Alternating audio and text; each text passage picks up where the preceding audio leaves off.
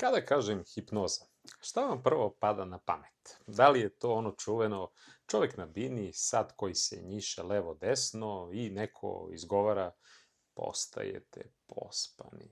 A nekoliko minuta kasnije odrasla osoba glumi tipa kokošku i sutradan se ničega ne sjeća. E pa to je zabavna verzija hipnoze. Klinička hipnoza izgleda potpuno drugačije. I tu imamo dve krajnosti. Jedni misle da je hipnoza obična prevara i placebo bez ikakvog realnog efekta. Drugi joj pripisuju gotovo čudesne sposobnosti. Od lečenja trauma i hroničnih bolesti do otključavanja potisnutih sećanja. Nijedno ni drugo ne možemo da kažem, 100% reći da je naučno korektno. Danas ćemo zato odgovoriti na mnogo zanimljivije pitanje. A to je, šta se zaista događa u mozgu tokom hipnoze? Koliko čovek tada kontroliše svoje ponašanje i kod kojih problema postoje ozbiljni dokazi da hipnoza može zaista jako puno da pomogne. Posebno ćemo govoriti o bolu, o stresu, anksioznosti, spavanju, strahovima, iritabilnom kolonu, pušenju i traumama. Zato krenimo. Šta je hipnoza i da li vi tada spavate? Da razrešimo ovaj mit. Znači, hipnoza nije spavanje. Američko psihološko udruženje opisuje kao stanje gde vi fokusirate pažnju, imate smanjenu svest o perifernim sadržajima i povećanu sposobnost reagovanja na sugestiju. Jednostavno rečeno, zamislite da gledate veoma dobar film. Toliko ste se udubili u priču da nekoliko minuta gotovo ne registrujete stolicu na kojoj sedite, buku iz neke druge sobe ili pak telefon pored vas. Znači, film nije postao stvarnost. Vi ste izgubili svest. To je bitna razlika. Samo je vaš mozak jednom sadržaju dao ogromnu prednost nad svim ostalim. Klinička hipnoza koristi upravo tu sposobnost pažnje. Tri elementa su jako bitna. Prvi je apsorpcija, znači intenzivna usmerenost na određenu misao, sliku ili senzaciju. Drugi je kontrolisana disocijacija. Šta to znači? Sposobnost da nešto što postoji, na primjer neprijetna senzacija, privremeno je izbacimo iz centra pažnje. I treći je kognitivna fleksibilnost. Da na trenutak prestanemo da razmišljamo isključivo na stari način i isprobamo nešto novo, drugačiji neki odgovor.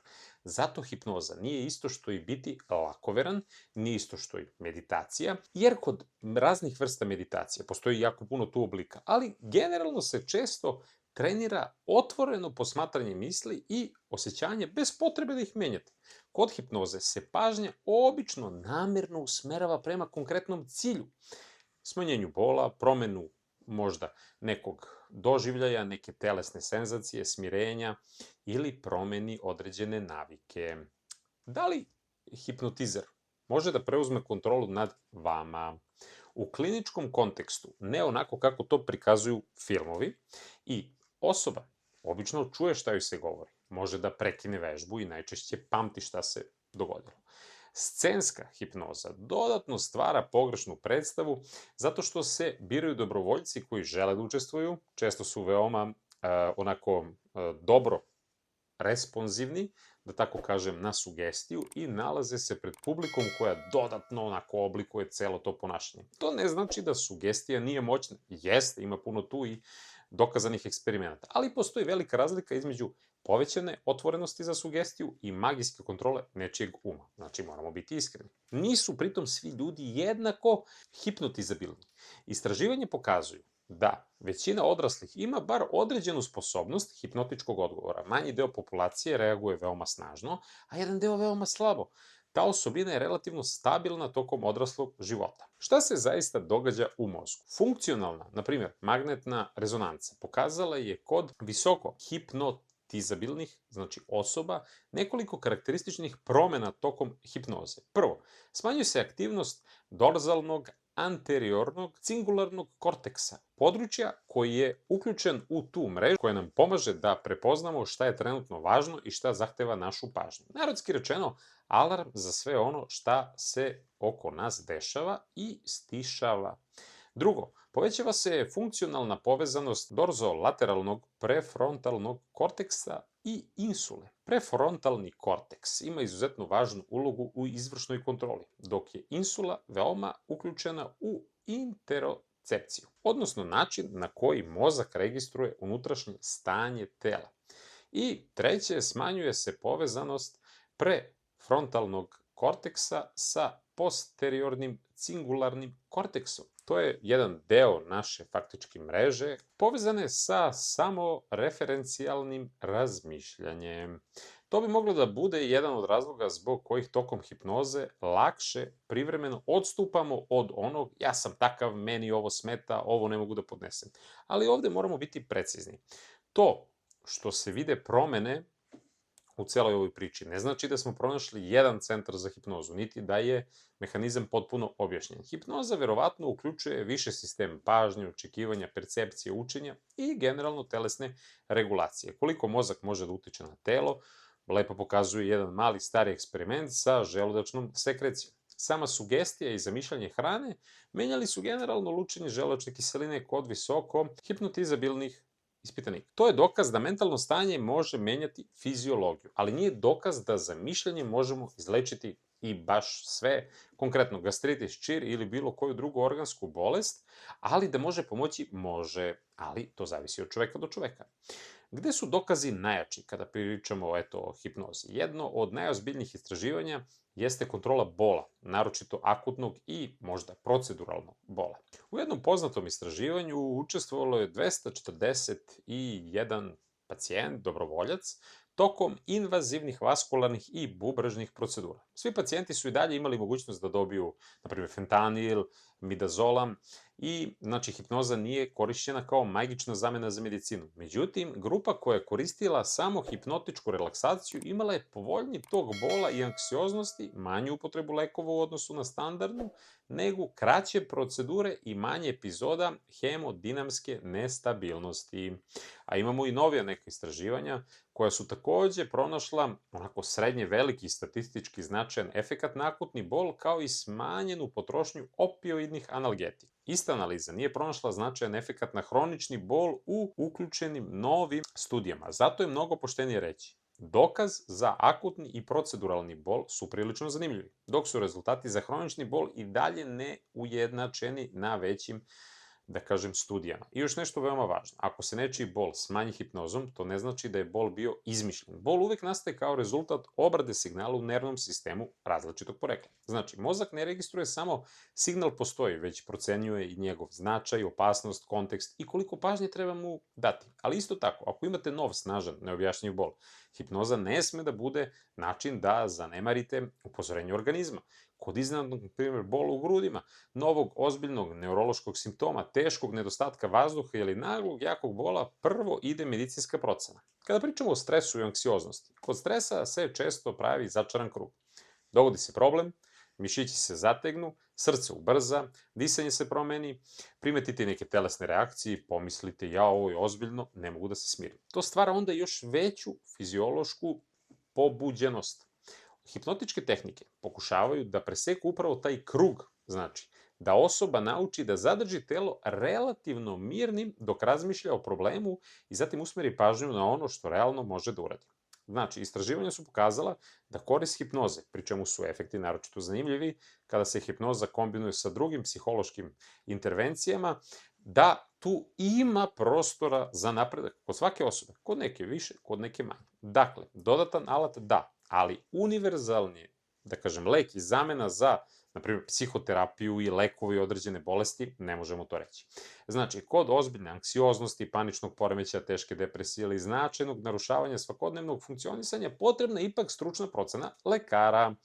Kada pričamo, na primjer, o nesanici, postoje istraživanja koja pokazuju potencijalnu korist hipnoterapije, uključujući poboljšanje nekih parametara uspavljivanja. Međutim, kvalitet i broj studija jesu ograničeni za hroničnu nesanicu, kognitivno, na primjer, behavioralna terapija za insomniju, naročito, i dalje predstavlja prvu liniju nefarmakološkog lečenja. Imamo jedno područje koje mnoge iznenadi, a to je sindrom iritabilnog kolona. Ovde se ide na povezanost creva i mozga. Znači da nervni sistem, percepcija visceralnih signala, stres i crevna funkcija uvek u međusobnoj komunikaciji.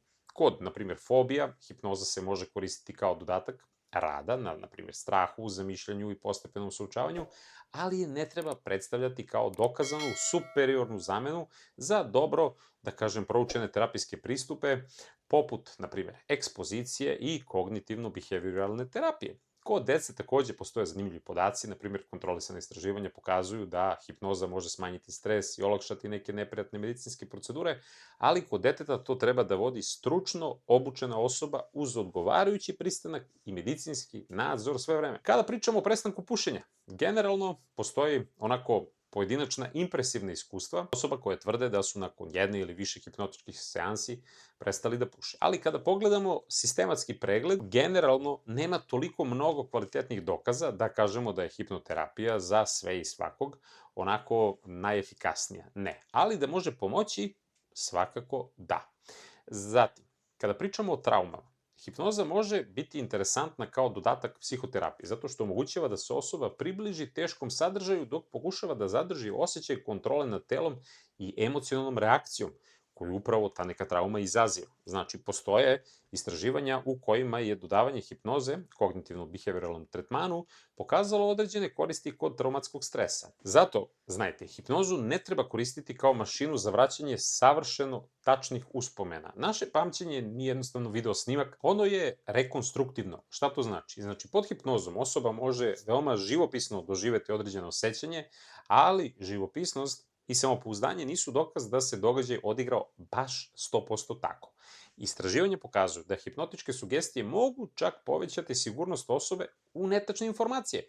Zato bih bio izuzetno oprezan sa svakim ko vam kaže, hipnozom ću otkriti šta se 100% desilo u detinjstvu. Znači, sigurno da tu ima jako dobri dokaza, ali moramo da stavimo jednu veliku ali, ne znam u kom procentu. Da li hipnoza ima i neželjene efekte? Često se čuje ta tvrdnja da nema nikakvih neželjenih efekta. Istina je da klinička hipnoza, kada se pravilno sprovede, generalno onako niskorizična, a ozbiljne neželjene reakcije su zaista retke. Jedna analiza kliničkih istraživanja pronašla je veoma nisku učestalost prijavljenih neželjenih događaja i nijedan ozbiljan događaj koji je verovatno bio posledica same hipnoze. Ipak, mogu da se jave svakako i vrtoglavice, glavobolja, mučnina, pospanost, anksioznost, emocionalna uznemirenost. Kod nekih teških psihijatrijskih stanja potreba je svakako da stručnjak proceni da li uopšte ta osoba sme, može i da li je dozvoljeno da koristi hipnozu. Poseban oprez je potreban kada se radi sa izuzetno jakim traumama, veoma intenzivnim emocionalnim sadržajem ili ozbiljnim pak mentalnim poremećajem te osobe. I naravno, ne radite vežbe hipnoze, na primjer dok vozite automobil, upravljate nekim mašinama, nalazite se u situaciji u kojoj vam je potrebna spoljašnja pažnja. Znajte, hipnoza nije lek i nema klasične farmakokinetičke, na primjer, interakcije tipa ovaj enzim razgrađuje ovaj lek, ali ona može da promeni doživljaj simptoma. Znači, šta to znači? Tu može da nastane potencijalni problem. Ako vam hipnoza smanji bol, anksioznost ili pomogne da lakše zaspite, to nije dozvola da samoinicijativno ukidate, na primjer, opioidni analgetik, benzodiazepin, na primjer, antidepresiv, lek za spavanje ili bilo koju drugu propisanu terapiju od strane lekara. Posebno se neki od tih lekova ne smeju naglo ukidati i tu može nastati problem. Skroz je drugo ako ste vi potpuno bez lekova i potpuno, da kažem, onako vidite da sami možete to da rešite. Ako se, zahvaljujući psihološkoj ili nefarmakološkoj intervenciji, potreba za terapijom promeni, dozu menja lekar u skladu sa vašim stanjem. Hipnoza treba da bude alat, a ne, da kažem, način da pobegnemo od medicine, jer je suština spoj i jednog i drugog. I kako zapravo izgleda jedna klinička hipnoza? Najčešće postoje tri neke jednostavne, da kažem, faze. Prva je svakako indukcija, pažnja se usmerava, na primjer, na disanje, na određenu tačku, na zvuk, na telesnu senzaciju ili zamišljenu scenu. Druga je faza sugestije, na primjer, kod bola se može koristiti slika toplote, hladnoće, utrnulosti ili udaljavanja, te neke neprijatne senzacije. Kod stresa se može zamisliti telo na sigurnom, na mirnom mestu, dok se problem posmatra sa određene distance. Kod nekih navika pažnja se prebacuje sa zabrane, ne smem, na primjer, to da uradim, na cilj, želim da zaštitim svoje telo, na primjer. I treća faza je povratak pune spoljašnje pažnje. Znači, nema mistike, nema magičnih reči, nema čoveka koji kontroliše vaš mozak, ne. Jednostavna vežba koju evo možete sada probate, ali ne za traumu. Naravno, ako ste zdrava osoba i želite da iskoristite princip usmerene pažnje kod svakodnevne neke napetosti, možete probati nešto vrlo jedno. Pod broj 1, sedite na neko bezbedno vaše mesto. Fiksirajte pogled nekoliko sekundi u jednu tačku. Udahnite normalno, zatim napravite miran, nešto spori izdah. Ako vam prija, možete da zatvorite oči i zamislite mesto na kome se vaše telo osjeća potpuno sigurno i udobno. Naprimjer, toplu kupku, more, planinu, krevet, bilo šta što vama odgovara. Sada primetite jednu telesnu senzaciju. Naprimjer, osjećaj vašeg ramena, vaše disanje ili šake. Ne pokušavajte silom da se opustite. Samo zamislite da napetost može da se smanji za 10%.